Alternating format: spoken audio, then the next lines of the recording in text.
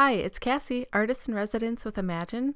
Today we're going to make our own pattern background paper for a Christmas card using VersaFine Clair Ink. So first I'm using the Morning Mist VersaFine Clair Ink, which is a beautiful gray, and I'm using a large sponge dauber to put the ink all over the white cardstock, and really I want it to be sort of distressed and not perfect. So I'm also using ink potion number 9 and water spritzed onto it, and you'll see in the close-up that it gives it sort of a dimpled look.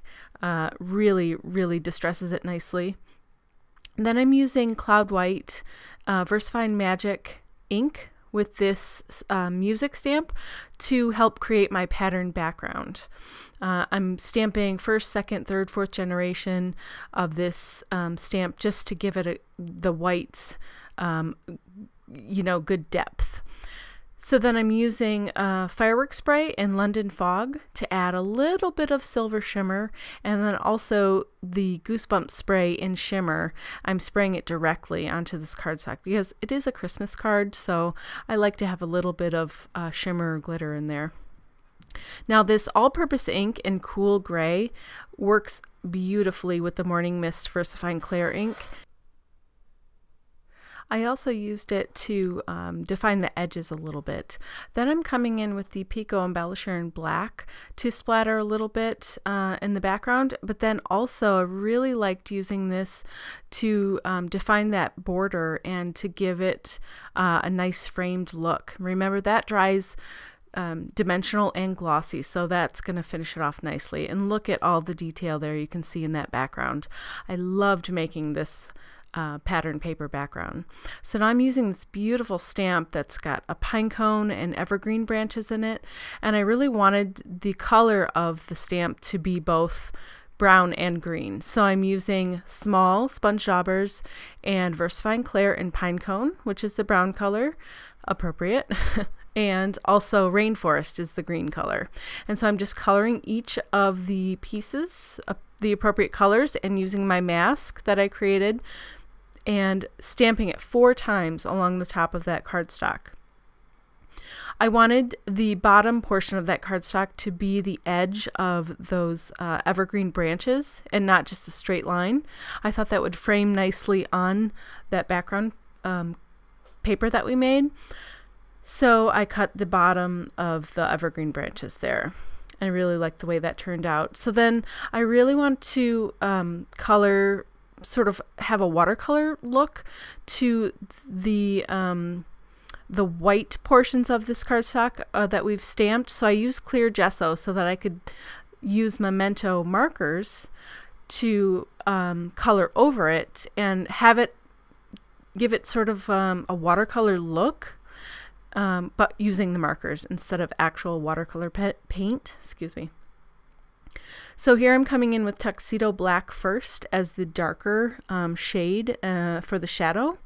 And then I have London Fog as the lighter gray. That's going to give it a nice gradation and tone there.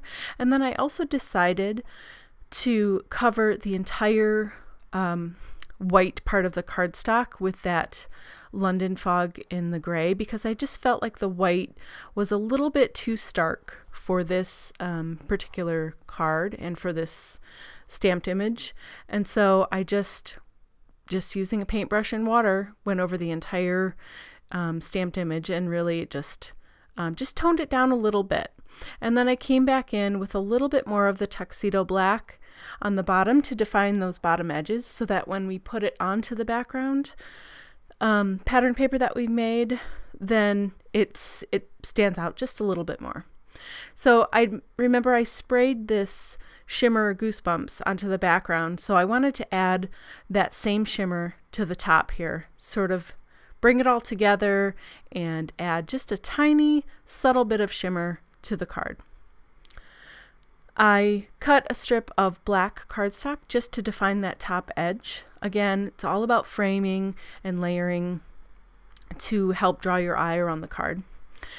Here I am using foam tape just to lift it off of that background just a little bit to give it a little bit of a pop. And then I have a sentiment set that says Christmas greetings, and I'm using VersaFine Clair Nocturne, of course, best black ever, and black embossing powder just to give it a little bit of dimension and shine.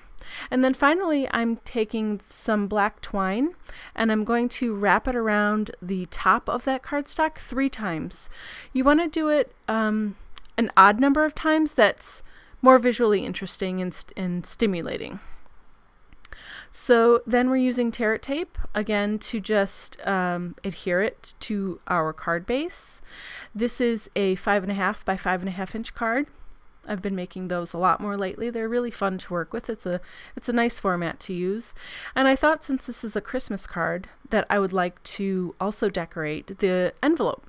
So I'm doing the same technique that I did for the card, and I'm coloring in the pine cone and the evergreen, stamping it in the corner there, and then I'm going to use the mask to cover it up while I splatter a little bit of walnut ink stain, and that's in the walnut color as well.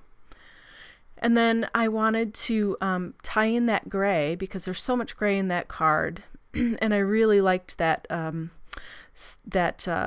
music stamp. So we're going to put a little bit of that on just the flap. I thought that would be a nice touch.